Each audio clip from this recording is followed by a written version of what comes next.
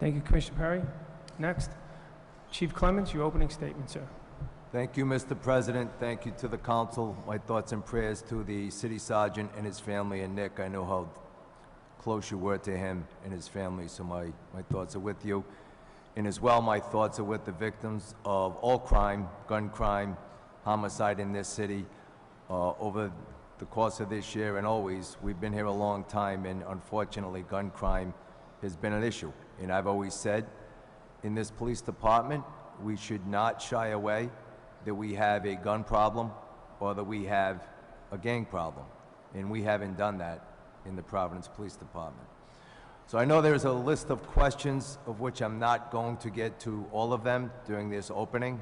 I provided many documents for your review, and I'm open to questions at the end on each of those documents. But I did want to hit a few of the high or generalized issues in my first 5 minutes here.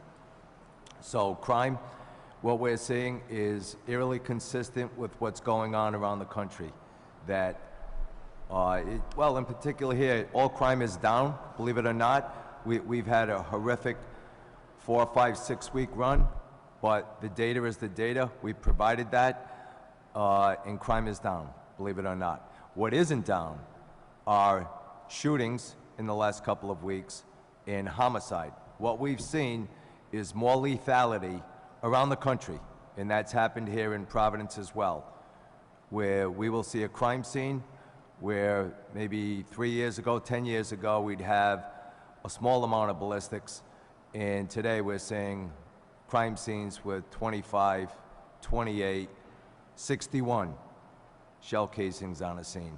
It's incredible, the amount of firepower that's out there, and it's incredible the midst of what the men and women of the Providence Police Department are exposed to, in all honesty.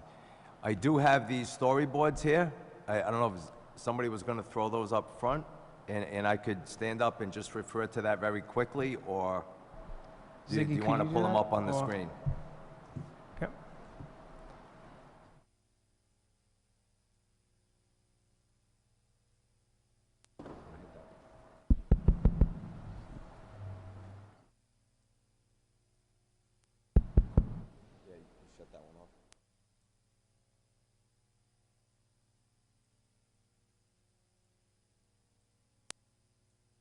That's good, and you can leave that one right on the side, right here. So look, the Providence Police have done so much over the last 10 years, and I'll hit the high notes. A huge accomplishment for this major city police department, and one of the few, very small percentage of major cities in this country who became CALEA accredited. We did that in 2014. We became reaccredited in 2017 and again in 2021. As well, state accredited, state certified.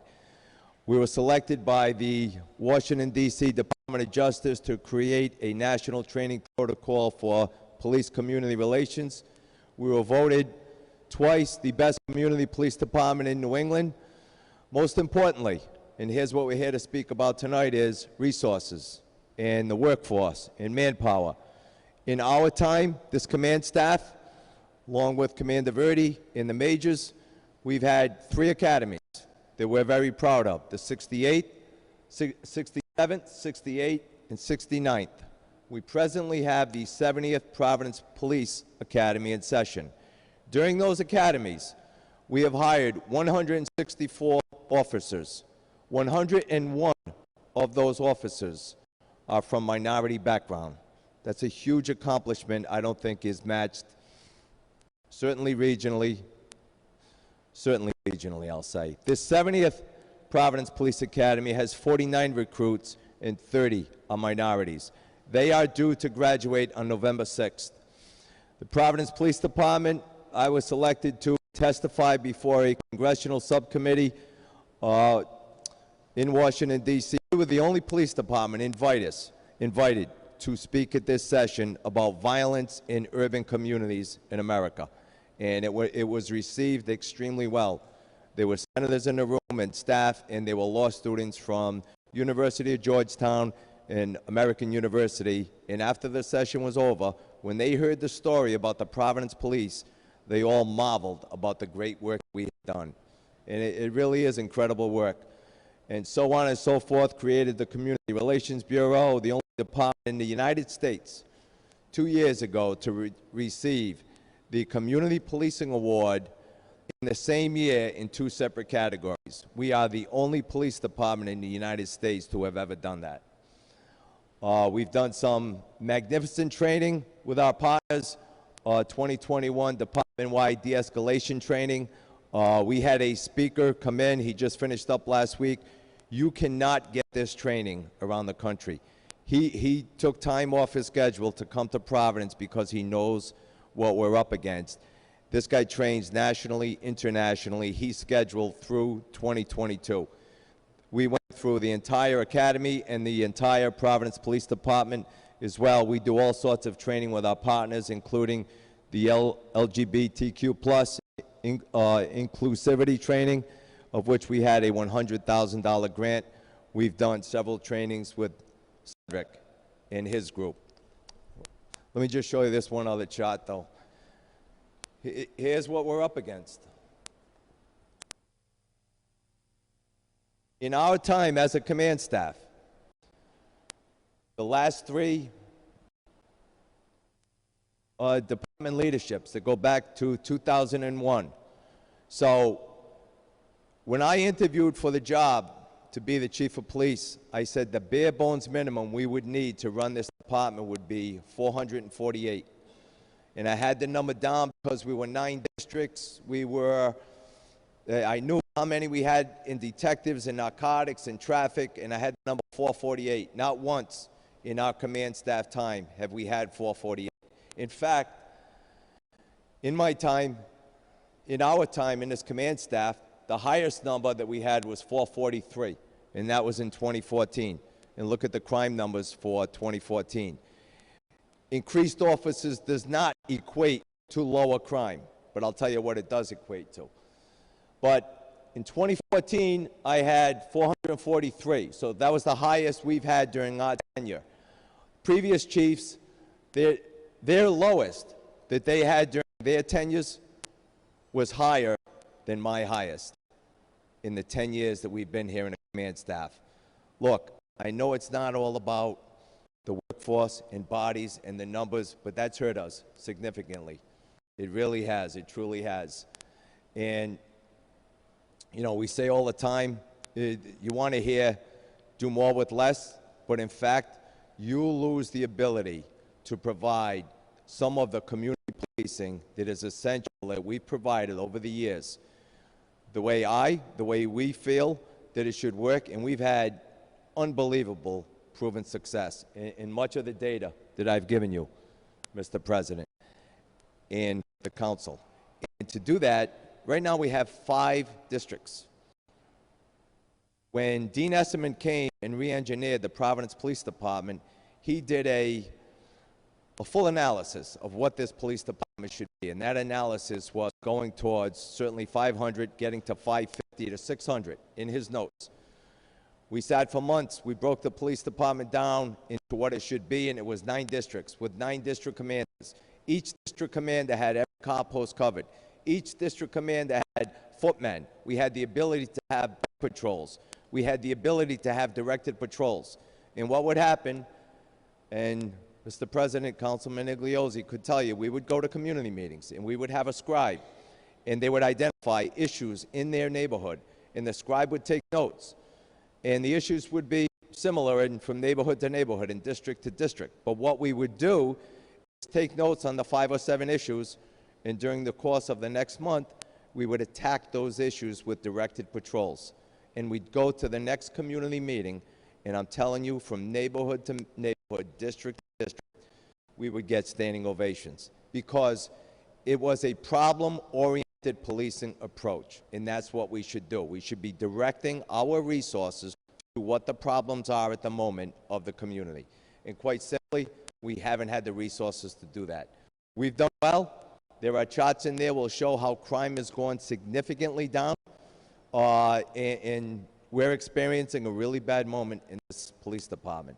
If you look from 2011 till 2021, one other thing I want to say about the workforce of the Providence Police, we've built a culture of excellence and leadership.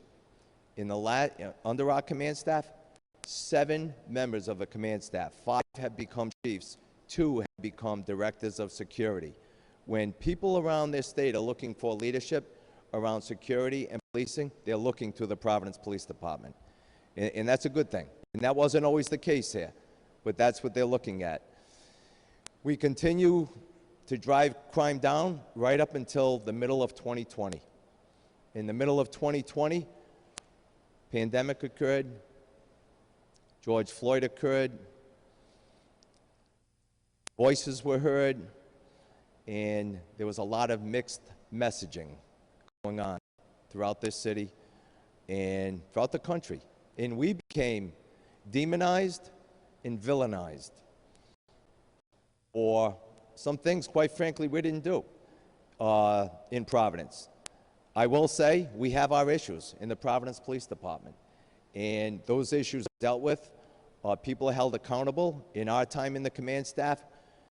And I'm not proud to say this, but we've done it. 26 members of the Providence Police have been terminated or forced to retire because we felt on those issues they no longer deserve to be. And some of those very, very, very good people. It's just for what the incident that occurred, it was time for them to remove themselves from the situation.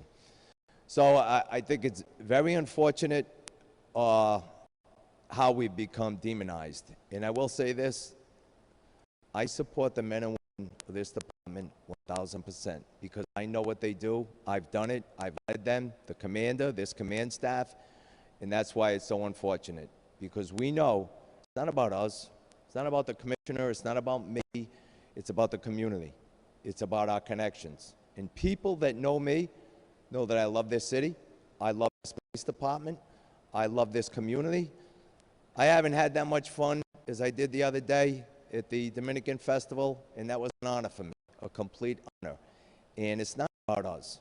It's about the community. It's about black, Latino, Asian, white. It's about the neighborhoods. Each one of the neighborhoods, Oneyville, South Side, West End, East Side, Summit, we can do better. And I think we really need to do better. And first and foremost, I think we have before us the 70th Recruit Academy, graduates November 6th, which is important. I think we need 3 academies in a row. We need, look, I may not be here 3-5 years from now. We've said all along, for this police department to work, as I just described, with a full district and foot posts and directed resources towards the issues in the community, that's where we need to be, to best serve this community. It's unfortunate, but you can see it's all in the data. Like someone told me, the stock market over the years goes up, and crime in the city of Providence, this is real data. We're a data-driven organization. Over the last several years, crime continues to go down. All that I asked for, and I haven't had it. We haven't had it. If you look at this, we really haven't, and we've been able to do it. But I asked for the latitude to do this, the resources, and the support. We do tough work in this community, including with crime and ATVs. ATVs is a real tough issue. Not only here in Providence, this is going on all over the country. Look it up. Look at Philly, San Jose, Boston, Atlanta. Many of them have no chase policies. We do not have a no chase policy. We have a pursuit policy where we're required to pursue these vehicles in a safe and prudent manner. But you need to understand, this is a really tough issue that no city has really successfully grappled. And when we pursue an ATV, an all-terrain vehicle, it's called all-terrain for a reason. They can go left to center, they can go down an alley, they can go up on a sidewalk. They're causing risk in their community. And if we do that, we're causing more risk for the city and more risk for the police. I know I'm over my 5 minutes, but I just wanted to talk about crime, the issue of ATVs, Guns in our community, lastly, I'll say, we've seized this year, with an arrest, 143 firearms. Last year, this same time, 43. 43. Think about that. So we're seeing incredible amounts of firepower and gun violence, and the men and women have done that this year. 143. These are not easy arrests. Every single one of those is a really difficult arrest. And we had one the other day at the festival, at the tail end of it, where a young man had a firearm, and people in the community pointed it out to the police, and when the police approached, he turned, he pointed the gun right at the head of a Providence police officer. And there are two Providence police officers right there. They both drew down on that individual, and one of the officers, when he was diverted away from looking at the officer he was pointing the gun at, ran over and knocked him down.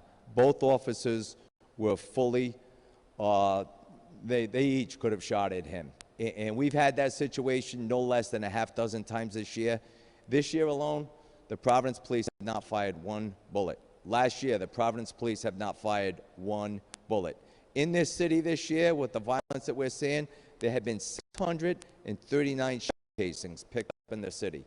Not one is from the Providence police. I know we have our issues that are called into question. Leave it up to this command staff to hold people accountable, and we will, and we have. Thank you.